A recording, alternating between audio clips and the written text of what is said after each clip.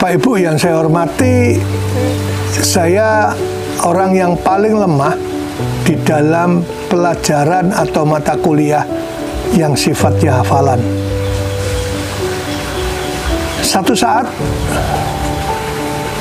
waktu SMA, saya harus belajar pelajaran biologi yang isinya tentang istilah-istilah bahasa Latin, mulai dari spesies, ordo, famili, dan lain-lain, dan seterusnya. Dan itu berat bagi saya. Mengapa berat? Karena saya paling sulit untuk menghafalkan. Nilai saya jeblok. Sampai satu saat ada buku yang saya temukan dijual di sebuah toko buku di kota tempat saya menempuh SMA. Saya menemukan itu dan saya membeli. Bukunya sebetulnya tidak beda jauh dengan buku pelajaran yang saya pegang selama di kelas. Saya kalau tidak salah itu bukunya judulnya yang di kelas itu buku biologi. Kalau saya tidak salah ingat, karena sudah sekian puluh tahun yang lalu, penerbitnya namanya Intermasa. Covernya coklat, saya masih ingat itu covernya coklat, tulisannya biologi. Saya membeli buku yang baru aja saya beli, itu materinya sama, cuman bentuknya berbeda. Dia tidak menerangkan, menjabarkan seperti di buku yang untuk pelajaran di kelas saya. Saya membaca buku itu bentuknya soal jawab. Ada soalnya, ada jawabannya. Soal jawab, soal jawab, soal jawab. Jadi saya belajar soal jawab. Sebetulnya kalau dari sisi materi tidak ada bedanya. Tapi dengan cara belajar soal jawab,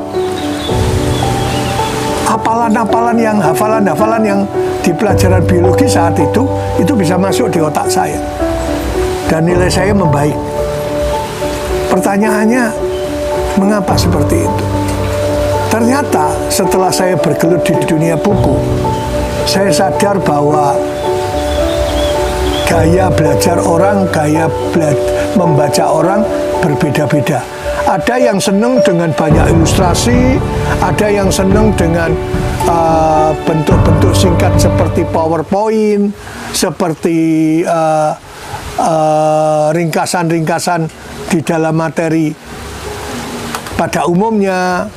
Tapi ada juga yang senang buku pelajaran itu jelimet dari awal sampai akhir. Karena dia jelimet, dia senang. Ternyata setiap orang punya gaya belajar sendiri-sendiri. Seperti tadi saya katakan, saya belajar lewat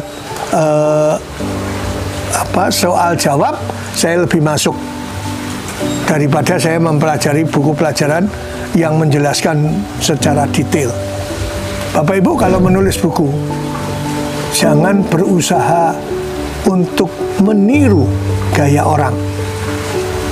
Ada buku yang bentuknya simple, ada buku yang bentuknya sangat terperinci. Setiap penulis itu memiliki pasar sendiri. Setiap penulis itu memiliki gaya bahasa yang disukai oleh bacanya. Itu sebabnya jangan berusaha mengkloning karya orang lain. Bapak Ibu, tulislah dengan gaya bahasa Bapak Ibu yang menurut Bapak Ibu membaca buku Bapak Ibu akan menyukainya.